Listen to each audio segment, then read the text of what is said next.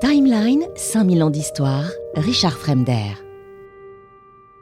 Il n'y a pas encore dans cette phase initiale de grandes batailles comme celle que l'histoire va retenir. On n'a pas encore de Crécy, pas de Poitiers, pas d'Azincourt. Et pourtant, les conséquences sont déjà extrêmement visibles.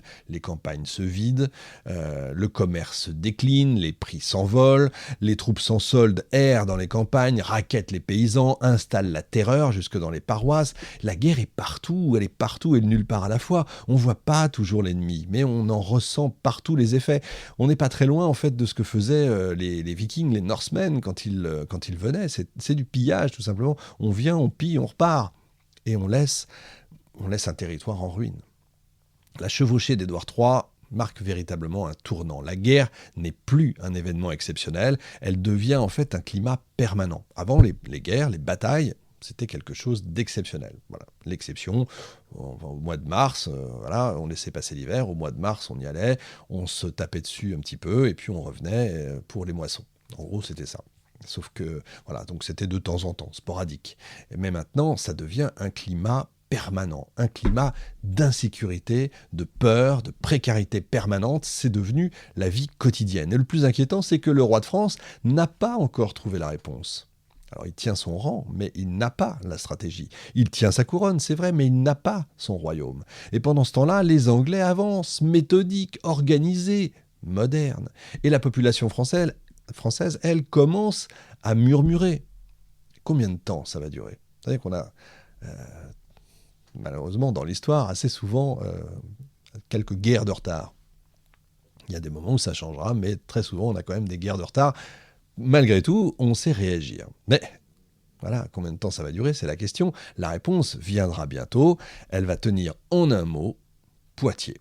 Il arrive dans l'histoire des peuples qu'un seul jour, une seule bataille suffise à tout faire basculer. Poitiers, 19 septembre 1356, est de cette date-là. 1356, on a donc connu, je vous passe ça, la grande peste noire. J'ai déjà fait une émission là-dessus il y a longtemps, vous pourrez aller chercher. Ce jour-là, la guerre de 100 ans cesse véritablement d'être un lointain conflit féodal pour devenir là, cette fois, une tragédie nationale. Ce jour-là, un roi est fait prisonnier.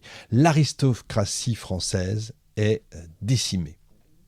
L'État chancelle et la France plonge dans une crise politique, sociale, financière et symbolique. Donc là, vous avez tout, si vous voulez, d'une rare violence. Mais pour comprendre ce que représente Poitiers, il faut rappeler à quel point la France a changé depuis les débuts du conflit. On est en 1356, 20 ans ont passé depuis les premières chevauchées d'Édouard III. Le conflit n'a pas cessé, mais il a pris une autre forme. Les Anglais ont consolidé leur position dans le sud-ouest, ils ont installé des places fortes, organisé des réseaux de ravitaillement.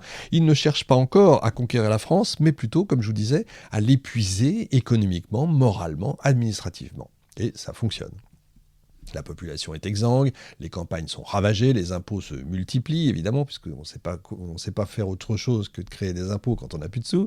Les États généraux réunis à plusieurs reprises pour tenter de stabiliser la monarchie peinent à faire entendre leur voix. La méfiance grandit entre le roi et son peuple, entre la noblesse et la bourgeoisie, entre les provinces et Paris. Et le nouveau roi, Jean de Lebon, qui est le fils de Philippe VI, est monté sur le trône en 1350. C'est un homme pieux, chevaleresque, droit, mais c'est aussi, je dirais, un homme de son temps, c'est-à-dire un homme d'honneur et un homme de réaction. Il gouverne avec panache, mais il n'a aucune vision de rien. Il veut rétablir la grandeur de la monarchie par les armes dans un moment où le royaume aurait surtout en fait besoin de réformes et de paix. Donc on peut dire qu'il n'a rien compris. En 1356, Jean de Lebon apprend qu'un ennemi prestigieux est entré dans le royaume. Cet ennemi prestigieux, c'est le prince noir, fils d'Édouard III, qui mène une grande chevauchée très connue dans le centre de la France. Ce prince, jeune, intrépide, brillant tacticien d'ailleurs, a traversé le Limousin, le Berry, il va brûler les villes, les villages, il dévaste les campagnes, il sème la panique, alors Jean de Lebon décide de l'intercepter. Il veut une victoire nette, éclatante, il veut un coup d'éclat pour restaurer l'honneur de la monarchie. Alors, comme d'habitude, il convoque l'ost, le ban et l'arrière-ban, il rassemble une armée massive, très supérieure en nombre à celle du prince noir. Mais cette armée, encore une fois, c'est pas une armée de métier, c'est une sorte d'amas hétéroclite. Vous avez des chevaliers trop fiers pour suivre les ordres, des compagnies mal encadrées, des milices urbaines qui sont absolument pas aguerries parce qu'elles n'ont pas l'habitude. Le 18 septembre, les deux armées se font face dans les environs de Poitiers. Les Français, confiants, comme très souvent, engagent l'affrontement. Mais les Anglais, qui sont donc, souvenez-vous, en infériorité numérique, eux vont choisir le terrain. Ils prennent une position défensive protégée par des haies, des fossés, des chemins creux. Les chevaliers français, lourds, désorganisés, s'engagent en plusieurs vagues mal coordonnées et ils vont littéralement s'empaler sur les flèches des archers anglais qui tirent, mais alors sans relâche. Les charges de cavalerie sont brisées, les chefs tombent un à un, le fils du roi, le futur Charles V, parvient à fuir, mais Jean le Bon, fidèle à son idéal chevalier, refuse de quitter le champ de bataille. Il va combattre, alors là, il combat bravement, entouré de ses plus fidèles compagnons.